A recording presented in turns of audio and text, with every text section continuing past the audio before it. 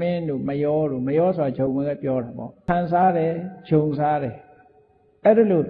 ဆန်းစားဂျုံစားပြီးတော့ကြီးထွားလာရတယ်ဒါဟုတ်တာပေါ့ဒုက္ခန္ဓာကိုယ်ဆိုတာ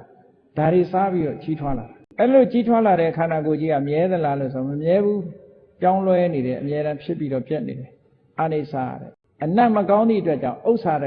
တဲ့အမြဲတမ်းပေါင်းတာရိုက်ပေးရတယ်မိတ်ကလိမ့်ပေးရတယ်တဏှာလိမ့်ပေးရတယ်တဲ့ဥစ္စာရဏဘုရားကဒီထဲမှာအကုန်ဟောထားတာနော်ပရိမတ္တနာတဲ့ညောင်းလုံးအကြည့်တော့ခါလေးစုံနေပေးရတယ်ဒီထဲမှာသာဝရတီးနေလားဆိုမတီးဘူးတဲ့ဗေဒနာကျိုးတတ်တယ်ကွဲတတ်တယ်ခန္ဓာကိုယ်ကြီးကမလဲလိုက်နဲ့လဲသွားအယိုးကျိုးသွားတယ်စတီးထဲရမယ်နော်ဝိဋ္ဌံတနာဓမ္မောပျက်စီးသွားတဲ့သဘောရှိတယ်အဲတရားရှုခိုင်းတာပဲလေကိုယ်ခန္ဓာကိုယ်ကြီးအဲ့လိုကြည့်နေပဲဆိုရင်ဒါလည်းဝိပဿနာပဲပေါ့နော်အခြေခံအားဖြင့်ကိုယ့်ဘက်ကိုဒီလိုတော့တွေးလို့ရတာအကယ်ဒီချိန်တွေးနေတဲ့အချိန်မှာတချို့ကတော့ပြောမယ်ဒါဝိပဿနာမဖြစ်ဘူးလို့ဘာလို့ပြောကောင်းပြောလိုက်မယ်မြတ်စွာဘုရားကဒီတိုင်းဟောထားတာဖြစ်လေ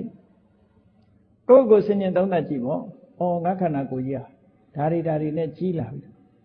မမြဲပါလားမနေ့ကယုံနဲ့ခနေ့ယုံမတူပါလားပြောင်းလဲလာပါလားနော်မနေ့ကယုံနဲ့ဒီနေ့ယုံမတူပါလားဆိုပြောင်းလဲလာတဲ့သဘော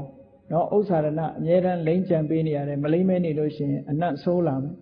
ဟောအမြဲတမ်းလုံနေရပါလားဆိုရင်ဝိပဿနာဉာဏ်လေးနဲ့စဉ်းကျင်စဉ်းစားကြည့်ဒါအမြဲတမ်းတန်ဖိုးရှိတဲ့အသိဉာဏ်တစ်ခုဖြစ်တာ